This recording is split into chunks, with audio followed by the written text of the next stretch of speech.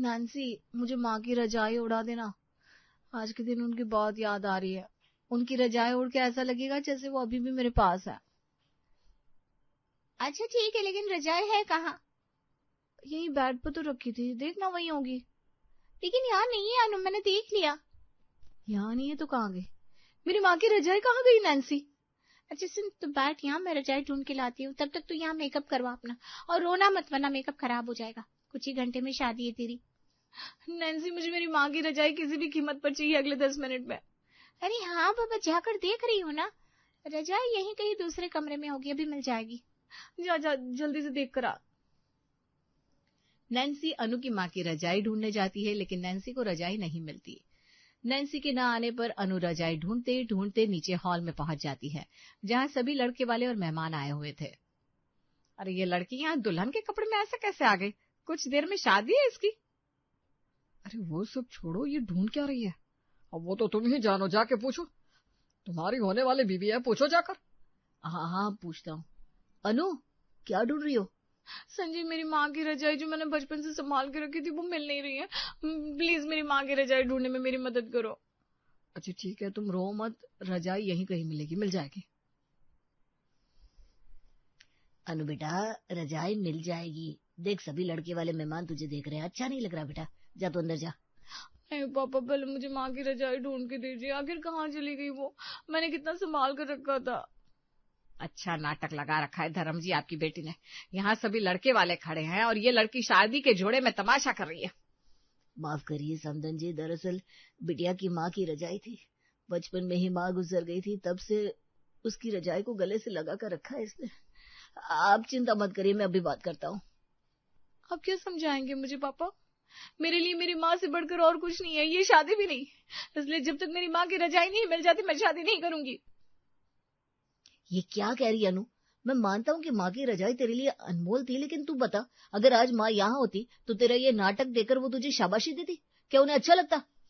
मैं कुछ नहीं जानती भैया, बचपन से उस रजाई की एक रुई मैंने इधर उधर नहीं होने दी। आज पूरी की पूरी रजाई खो गई। मुझसे ये बर्दाश्त नहीं हो रहा भैया, मैं कैसे चली जाऊं अंदर? जा बेटा, हमारी इज्जत का ख्याल कर, सभी देख रहे हैं। तू मुझ पर भरोसा कर बेटा, मैं तेरी माँ की रजाई तुझे ला कर दूंगा। अरे बेटा चिंता मत कर, हमारी मौसी जी जयपुर में रहती है, हम जयपुर से तेरे लिए मखमली रजाई मंगवा देंगे, वो तुझे बहुत पसंद आएगी। पापा कुछ मत बोल बेटा, मेरे खातिर अंदर आ जा। कितनी बदतमीज लड़की है ये, देखिए ना कैसे देख रही थी आपको जब आपने बोला तो। माँ, आप एक भी मौका नहीं छोड़ती ना अनु को बोलने का। अनु अंदर चली जाती है और कुछ देर में शादी हो जाती है। अनु अपनी विदाई के समय रजाई के लिए बहुत रोती है। पापा आज के दिन ही रजाई को खोना था, मुझे माँ की बहुत याद आ रही है। पापा मुझे नहीं जाना। बेटा देख, तुझे तेरी नई माँ तेरी सास के रूप में मिली है। मुझे यकीन है जो प्यार मैं तुझे ना दे सका वो तेरी सासू माँ तुझे देंगी। हाँ हाँ, बड़ा आया माँ बनाने वाला। अरे बहू बहू होती है, बेटी की जगह कभी नहीं ले सकती। चल अनु, विदाई में देर हो रही है, चल अब घर चल। जा अनु, देख चारू जी तेरे लिए कितना परेशान है। पूरा का पूरा घर ड्रामेबाज है, एक रजाई के लिए कितना तमाशा कर रहा है। चलिए भाभी, गाड़ी आ गई है। पापा माँ की रजाई चाहिए मुझे, आप पर भरोसा करके जा रही हूँ, मेरा भरोसा मत तोड़िएगा पापा। आपको पता है ना माँ मेरे लिए कितनी अहमियत रखती थी। हाँ बेटा हाँ, मुझे सब पता है। अब गाड़ी में बैठ जा बेटा, सब इंतजार कर रहे तेरा।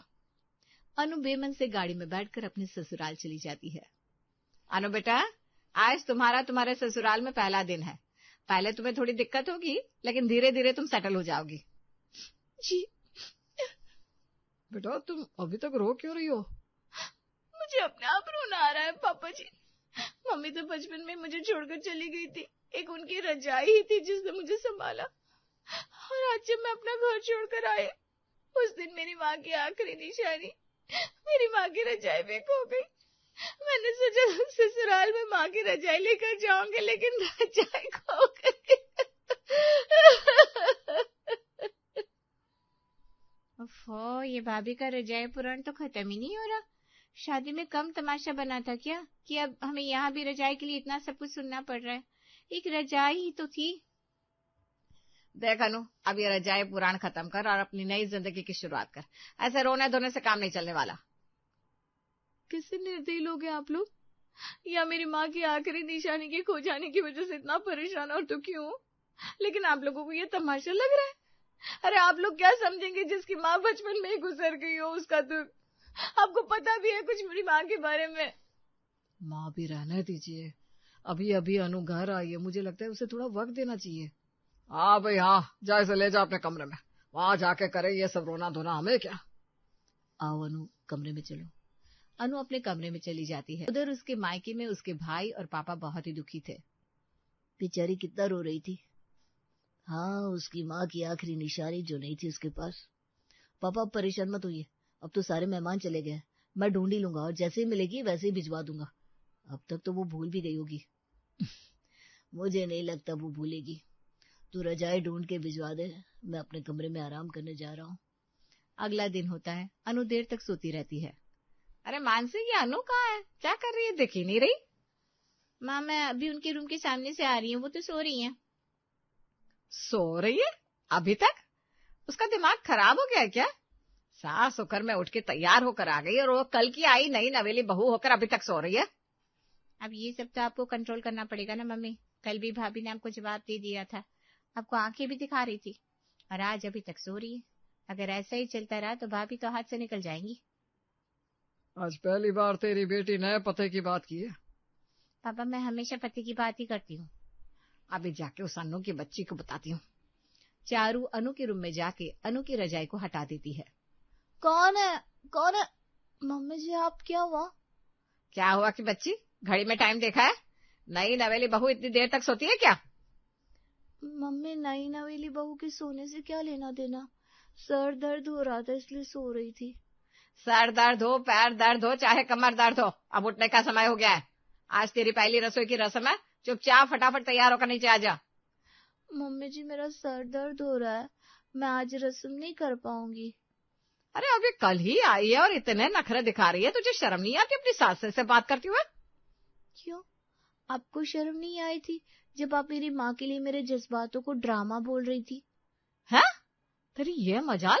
रुक, अभी तेरे बाप को फोन करके बताती हूँ, न जाने कैसी बदतमीज लड़की हमारे घर भेज दी है। क्या हुआ चारू, क्यों चिल्ला रही हो? अरे ये देखिए, नई बहू होकर पहले तो देर से उठी है और अब मुझसे जुबान लड़ा रही है। नहीं पापा जी, मेरी तबीयत ठीक नहीं है और माँ जी मुझे खाना बनाने के लिए कह रही है। वैसे ही माँ की रजाई खोने के बाद ना मेरा मन बहुत दुखी है। तू चाहे कुछ भी बोल ले, अब तो मैं तुझे बता के रहूंगी कि तूने किससे जबान चलाई। रुक, अभी तेरे बाप को फोन करती हूँ। नहीं नहीं, ये सब करने की जरूरत नहीं है। जब वो कह रही है कि उसकी तबीयत सही नहीं है तो रहने दो। चलो तुम मेरे साथ नीचे चलो। अनु के ना उठने की वजह से अब चारू को सबके लिए खाना बनाना पड़ता है और अनु की देखभाल भी करनी पड़ती है। बताओ, हद ही हो गई। तबीयत का बहाना देकर बहू रानी मस्त रजाई ओढ़ के सो रही है और मैं यहाँ उनके लिए पकवान बना रही हूँ। क्या हुआ माँ, अकेले में क्या बात कर रही हो? अरे कैसी निकम्मी बहू मिली है, अकेले में बात करनी पड़ेगी ना। और तू क्या मेरी बात सुन रही है? चल मेरे साथ काम में हाथ बटा मेरा। वही करने तो आई हूँ मम्मी, भाभी ने चाय बनाने के लिए भी बोला है तो चाय भी बनानी है। क्या?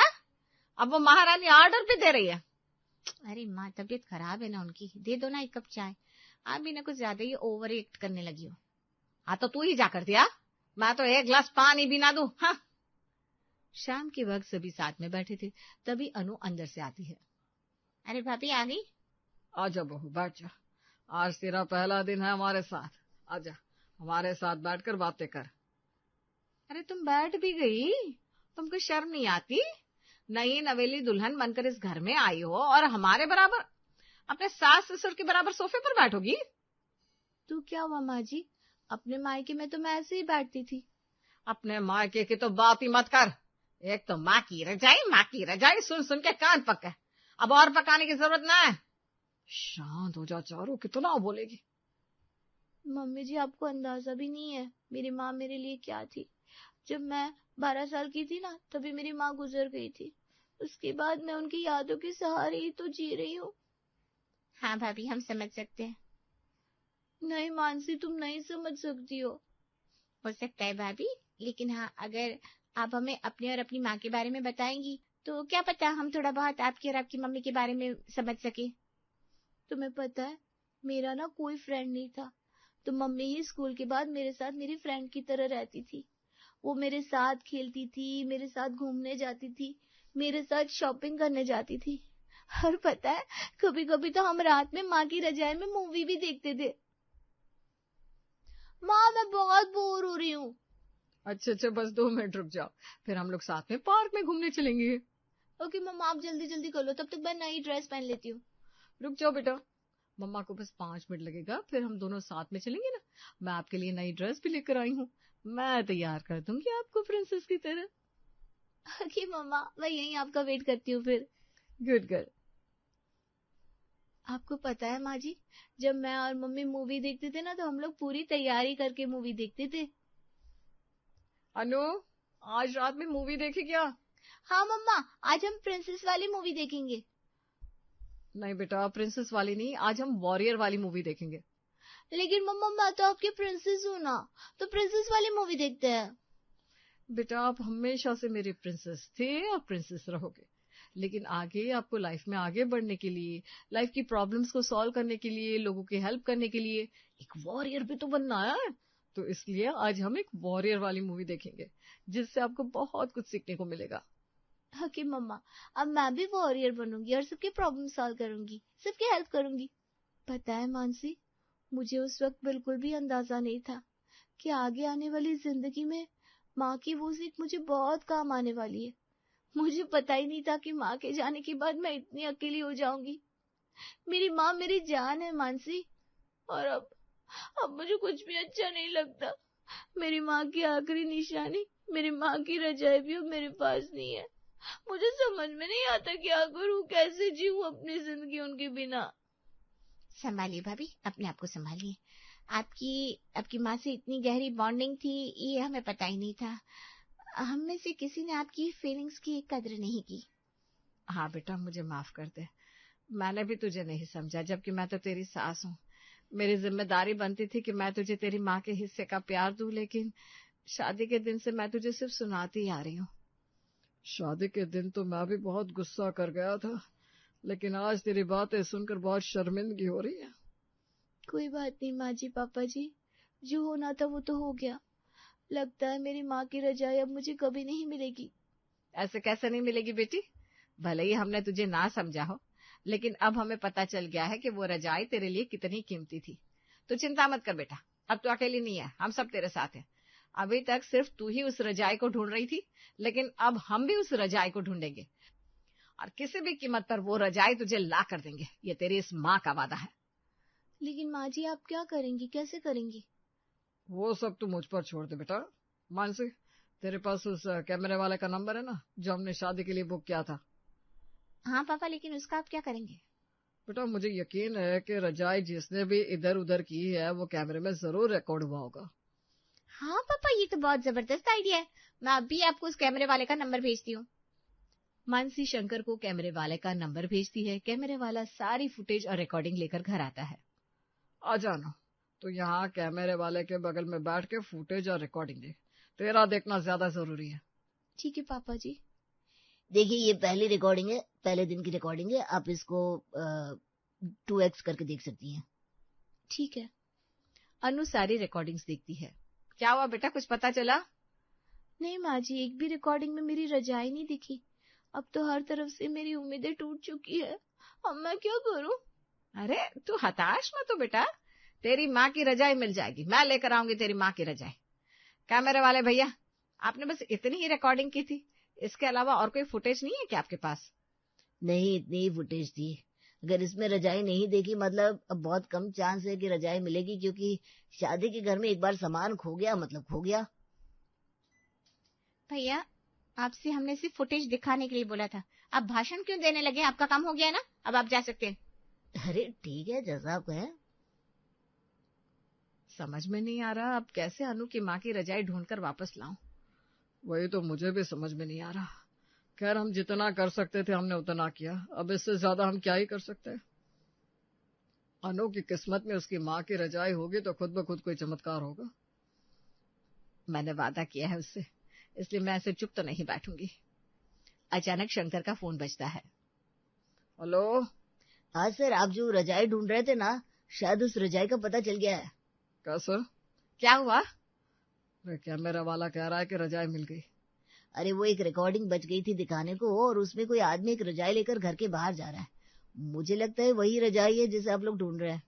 अच्छा, आप वो वीडियो मेरे फोन पर भेज दीजिए, मैं समधी जी से बात करके पता लगवाता हूँ। अनु बेटा जल्दी बाहर आ, देख कौन आया है। क्या हुआ माँ जी? पापा आप यहाँ? हाँ बेटा मैं यहाँ। रुक, तेरा भाई तेरे लिए सरप्राइज लेकर आ रहा है। सोनू हाथ में रजाई लेकर बाहर से घर के अंदर आता है। ये मेरी माँ की रजाई है। माँ जी देखिए ना।